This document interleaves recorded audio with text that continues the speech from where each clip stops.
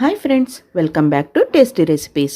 ఈరోజు మనం fried rice ఇంకా బిర్యానీ లాంటిలోకి ఈజీగా తయారు చేసుకోగలిగే పెరుగు చట్నీ తయారీ విధానం చూద్దాం. మనం ఫ్రైడ్ రైస్ ఇంకా బిర్యానీ లాంటివి తయారు చేసుకునేటప్పుడు కర్రీ చేసుకునే టైం లేదు అనుకున్నప్పుడు ఈ విధంగా పెరుగు చట్నీ తయారు చేసుకుంటే చాలా త్వరగా అయిపోతుంది, ఇంకా టేస్టీగా కూడా ఉంటుంది. ముందుగా ఇంగ్రీడియంట్స్ చూద్దాం. పెరుగు చట్నీ తయారీ విధానం కోసం ముందుగా 1 కప్పు వరకు పెరుగు మనం తయారు చేసుకునే దాన్ని బట్టి మనం చేసుకుంటే సరిపోతుంది. నేను ఇక్కడ 1 కప్పు వరకు పెరుగు తీసుకున్నాను.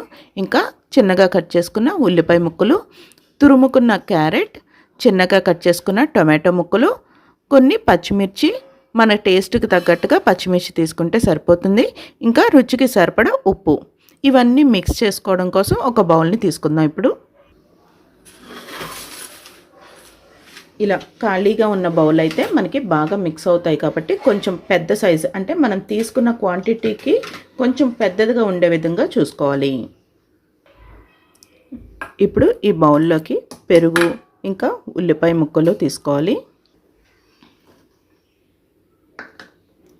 ఇంకా దీంట్లోకి రుచికి సరిపడా ఉప్పు వేసుకుందాం. ఇవన్నీ కూడా బాగా మిక్స్ చేసుకోవాలి. ఇప్పుడు ఈ సాల్ట్ ఇంకా ఉప్పు ఇవన్నీ కూడా బాగా పట్టేలాగా మిక్స్ చేసుకోవాలి. మనం అన్నీ వేయకుండా ఫస్ట్ సాల్ట్ ఒకటి వేసుకుని ఉల్లిపాయల్లోకి ఈ విధంగా బాగా మిక్స్ చేసుకుంటే మనకి ఈ పెరుగు అనేది సాఫ్ట్గా అవుతుంది. అంటే బిళ్ళలాగా కాకుండా మనకి ఇదంతా కూడా క్రీమీగా అయిపోతుంది అన్నమాట. అప్పుడు మనం ఈ వేరేవి కూరగాయలు తీసుకున్నాం కదా, క్యారెట్ అవన్నీ మిక్స్ చేసుకోవచ్చు. చూసారు కదా, క్రీమీగా అయిపోయింది కదా. ఇప్పుడు క్యారెట్, టొమాటో, ఇంకా పచ్చిమిర్చి చిన్నపిల్లలు ఉన్నారు అనుకుంటే పచ్చిమిర్చిని స్కిప్ చేసేయచ్చు. అంటే కొంచెం పంటికి తగిలినట్టుగా అవుతుంది కదా పచ్చిమిర్చి. లేదు అంటే పచ్చిమిర్చి మన టేస్ట్కి తగ్గట్టుగా వేసేసుకుంటే సరిపోతుంది. ఇప్పుడు ఇవి వేసిన తర్వాత బాగా మిక్స్ చేసుకుని ఇప్పుడు మనకి బాగా చిక్కగా అవుతుంది అన్నమాట. మనకు కావాల్సినంత వాటర్ వేసుకోవాలి.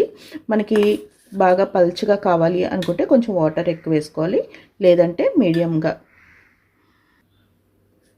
మనం ఇంట్లో తయారు చేసుకున్నది ఎప్పుడు కూడా చిక్కగా తయారు చేసుకుంటాం కదా. మనకి బయట హోటల్స్లో అది రెస్టారెంట్స్లో అది తీసుకున్నప్పుడు బాగా పల్చగా ఉంటుంది.